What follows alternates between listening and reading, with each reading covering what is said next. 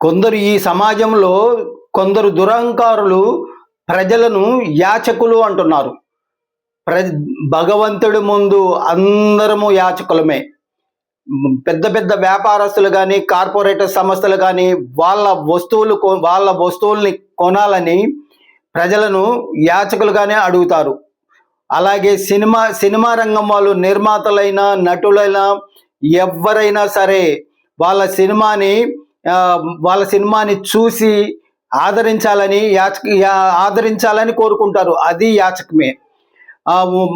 రాజకీయ నాయకులు కూడా ప్రజలను ఓట్లు అడుగుతారు. అది కూడా యాచకమే.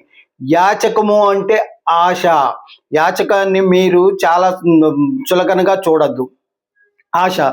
అలాగే ఎవరైనా సరే ఇప్పుడు ప్రజలు లేకుంటే దేవాలయాలు చూసుకోండి. దేవాలయాలకు కానీ, మసీదులకు కానీ, చర్చిలకు కానీ ప్రజలు వెళ్ళకుంటే ఎలా ఉంటాయండి? ఒక్కసారి ఆలోచించండి. ఒక్కరు కూడా లేని మసీదు ఆలోచించండి. ఒక్కరు కూడా చర్చి లేని ఎలా ఉంటుందో చూడండి. అలాగే మన దేవాలయాలు కూడా ఎవ్వరూ లేకపోతే ఎలా ఉంటాయో ఆలోచించండి. ఈ సమాజం కానీ, దేవుళ్ళు కానీ ఎవ్వరైనా సరే ఆశతో ఉంటారు. ప్రతి వాళ్ళు కూడా అంతే. అలాగా దురహంకారం తెచ్చుకొని ప్రజలను తులనాడకూడదు. రాజకీయాలు కానీ, సినిమా వాళ్ళు కానీ, వ్యాపారస్తులు కానీ ఎవరైనా సరే నేను వ్యాపారస్తుడిని.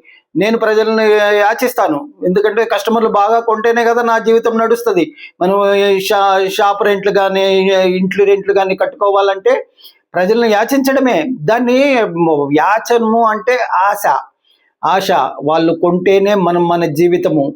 రాజకీయ నాయకులు ఓట్లు వేస్తేనే వాళ్ళకు పదవులు, ముఖ్యమంత్రి పదవులు, ఎమ్మెల్యే పదవులు, ప్రధానమంత్రి పదవులు అన్నీ. వాళ్ళు ఎలక్షన్లు అన్నప్పుడు ఎంత మందిని యాచిస్తారు. ఓట్లు వేయండి లక్షల్లో యాచిస్తూనే ఉంటారు. యాచకం అనేది తప్పు పదం కాదు. చాలా గమనించాలి. ప్రజలను కూడా ఎవరైనా సరే ఈ లోకంలో దురహంకారంగా ఉండకూడదు. ఒక వేరే వ్యక్తి లేకోకుండా మనము లేము. సమాజం లేకుండా మనము లేము. అందుకే సమాజాన్ని గౌరవిస్తూ ఉంటేనే బాగుంటుందని రాజకీయ ఎన్నికల వ్యూహకర్త తాతా సుబ్రహ్మణ్యం, మై పెన్ పేపర్ అధినేత, విజయవాడ, ఆంధ్రప్రదేశ్, భారత్. మిగిలిన విషయాలు రేపు మాట్లాడుకుందాం.